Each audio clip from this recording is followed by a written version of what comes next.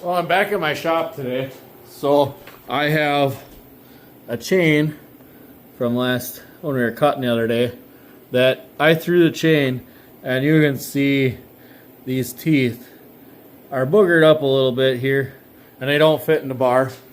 And the chain that's on here, I hit some barbed wire, so I'm going to take the chain off of here because obviously I have to sharpen both of them, and then I will show you how I take the burr off of this so that I can get it to fit back in the bar. I'll have these chains all sharpened up, and then I'll get the chains put in my box for when we go cutting. And I'm going to put my 36 inch on to start with because I got a couple big trees to cut down right away. So I want to set you up, and then we're going to get this tore apart and we're going to have some fun.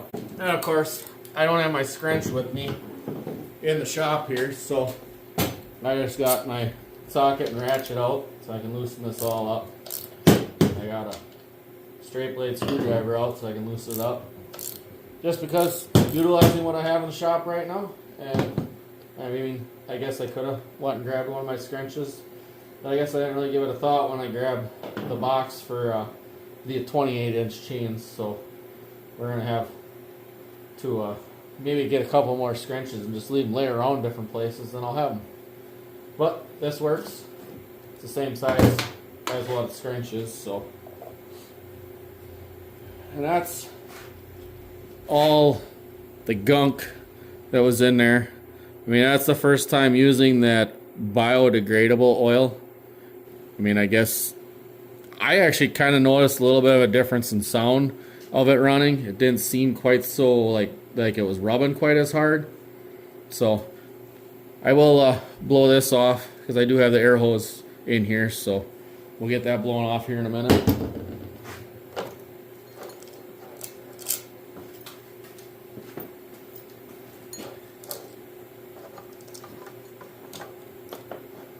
That chain does feel real nice and oily, so I would say that the oiler's working good.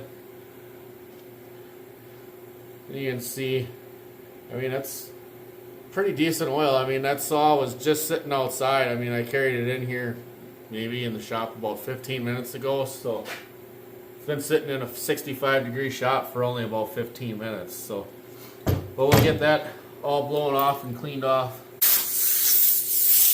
My air hose is starting to leak a little bit, so if I hold it just right, it's quieter. But usually, I like to use, tip you over. I like to use this smaller needle nozzle to blow. It kind of helps control better. I didn't grab my safety glasses, so I'll put my sunglasses on for now.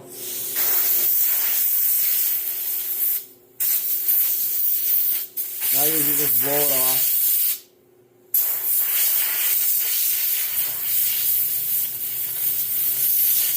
Nice thing I like about the needle one is you can get the chips and stuff blowing right out of the oil grease pretty good. I usually blow it out from both sides and blow it down through here.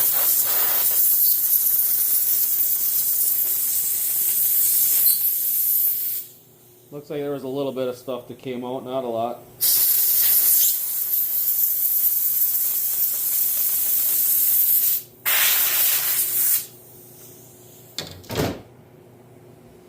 And I usually blow off around the sprocket.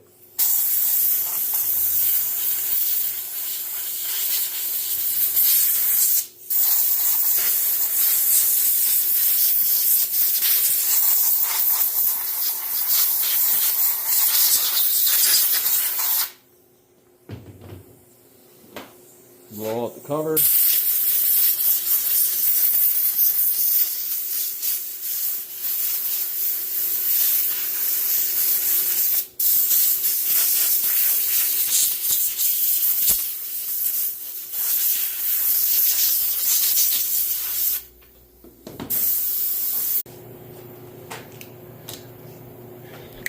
I'm sure some people will be mad because, you know, they'll say this isn't really the right tool to use for this.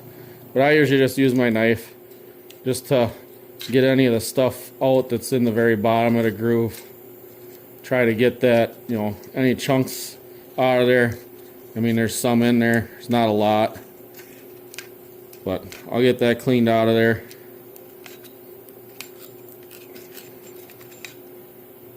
You know, just make sure the oil hole is nice and clean. But I usually always just use this. I mean, they do. Some guys say, "Oh, you're supposed to use a plastic tool for it." Well, I don't have one. This is what I have, and it's always in my pocket, so I just use it. That's probably why I always realize my razor blades aren't always sharp. So that one's pretty dull, so I don't think I'd hurt it anyway. So I got that one cleaned out. So this bar, I'll just use this to make sure that that chain fits. So you can see here, you can see the chain how on the left side here, it is down in the bar. And then when you're looking over here on the right hand side, you can see it's down in the bar. And right along here, oh, now it's not focused, it's focused on my finger. You can see that it's not down in there. So what I like to do is I'll just take my marker and I will mark that tooth and this tooth, and I'll just mark the ones in between, and then will be the ones I'll check to make sure that the burr is off of.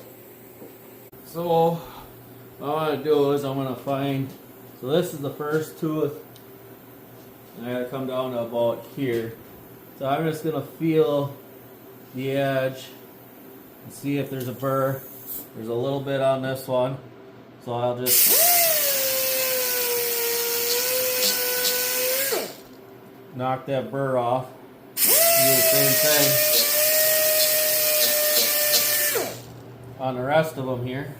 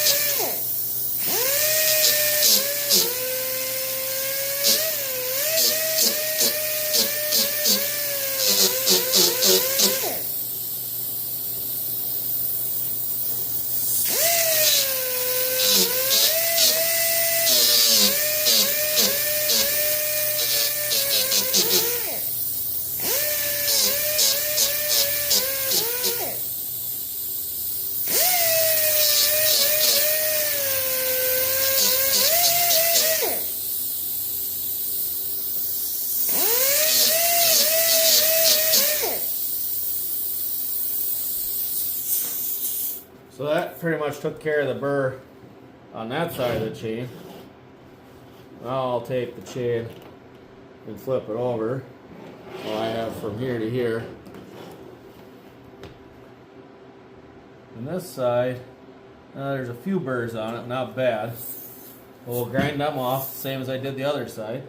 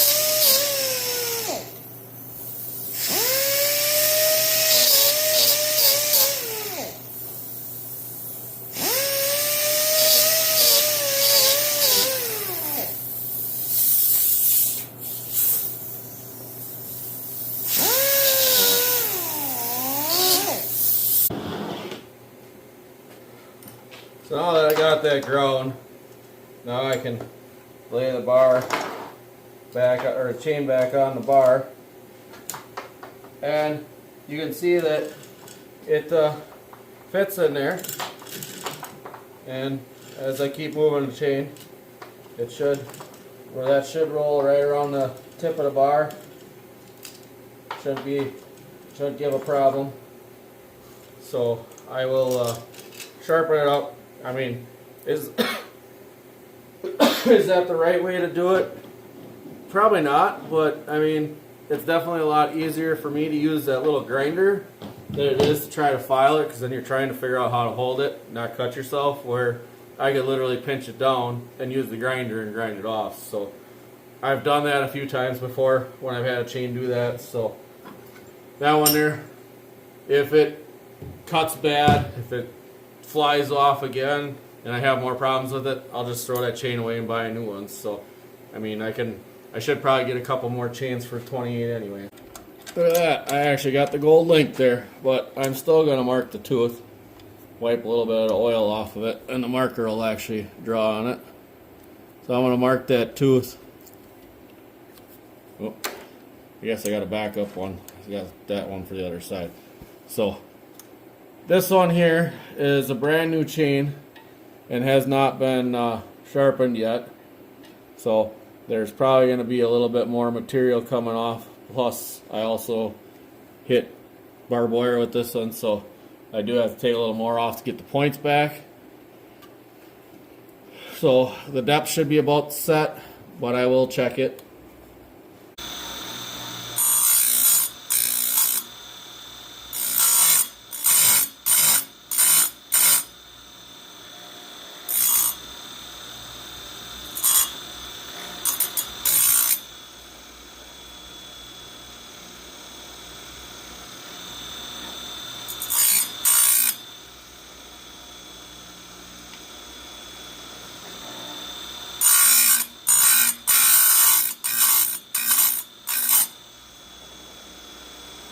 Ooh, that's nice and sharp.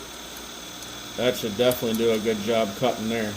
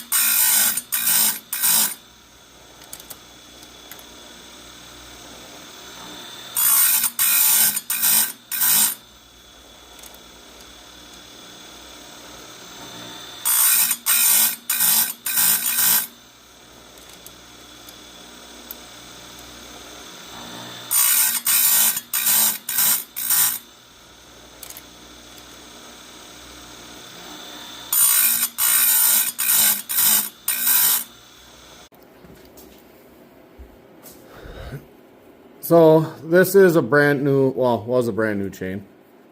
So you can see there's what the original tooth profile is when it's ground. And if I turn this around to the one I just did, there's mine. And you can see there's a difference. Now, a lot of people say that, you know, all grinders, they roll a burr, which there is a little bit of a burr on this side here. But as soon as you rub it with your fingernail backward, from the back side, it rolls that burr right off of there. Or I've always said, as soon as you take your very first cut, this thing is like cat claw sharp that it would probably shave skin off of my finger on the tooth if I tried hard enough. But I'm not going to try hard enough because I don't feel like bleeding tonight. So, but that's what the profile of the tooth looks like when I grind it. And there's a profile of what the tooth was stock. So it does take a little bit of grinding to get the radius and stuff all out of the bottom here, but I find it to be effective. So I do that the first time, and after that it's just a very little cleanup. Alright, so I got my other chain on here, and it's not quite touching, but I'm just gonna move it just a little bit and then relock it back down. And one thing most people don't realize, how much work we go through to try to get a video like this. I'm sitting on the chair funny with the tripod between my legs and reaching funny and trying to watch to make sure the camera's right and make sure I don't hit it and tip it over.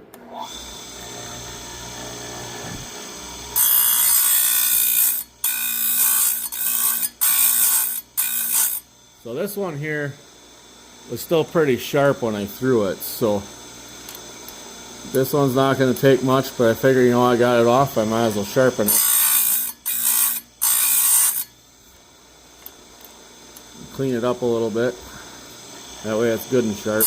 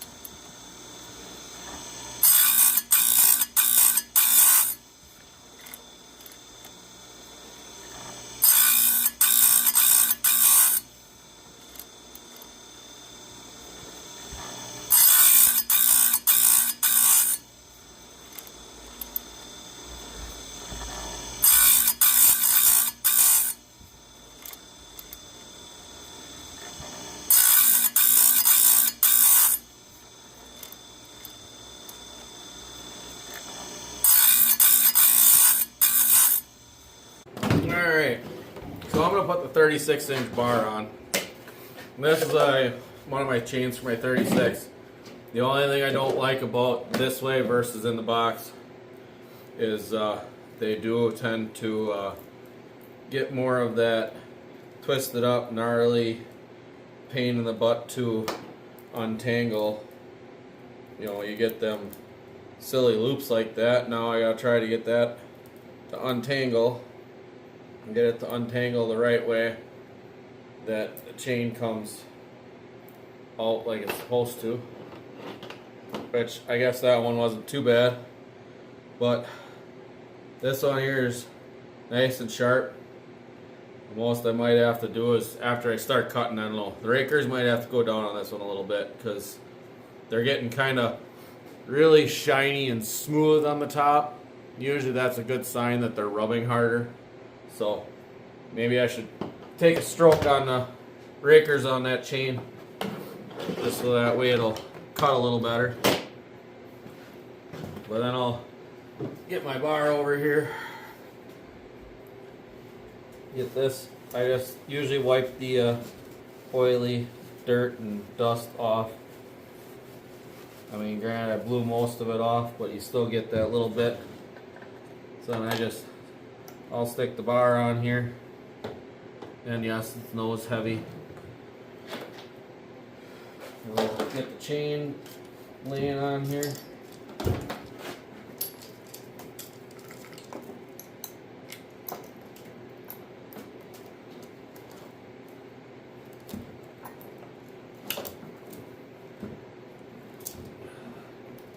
I usually like to kind of get it slid to the point of where it's just about in. And then get the cover on, which the pin lined up. And I kind of hold that on there and I just turn the nuts up till they touch.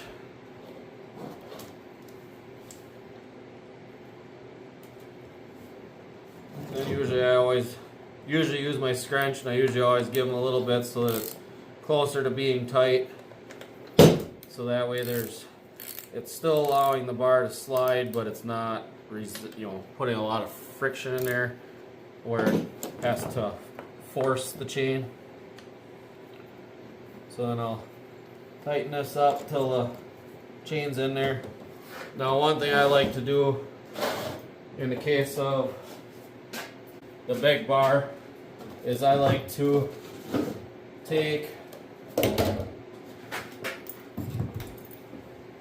a few blocks and I stick them underneath the nose of the bar, because I usually always like to have my chain lifted up when I do it, and I find it's easier if I can do that, and then I just lift up on the back of the power head and I just snug it up a little bit, probably a little more.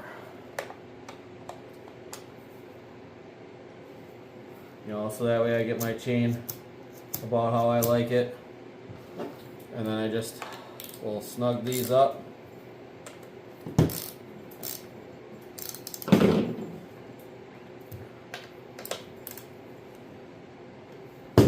then I usually always turn the brake off. And then I always turn the chain backwards a little bit. Because sometimes it does come loose a little bit because it wasn't sitting in the drive sprocket or something, or it wasn't sitting in the nose of the bar maybe quite right. And then I always check it again, which that feels pretty good. I mean, I could probably get a little bit more than a nickel under there, but I do run my 36 a little bit snugger. I guess I'll snug it up a little bit because I don't want to start cutting and then it come loose, which if it does, I'll just tighten it up when I'm out in the woods. We're going to be cutting a bunch more ash saw logs out tomorrow.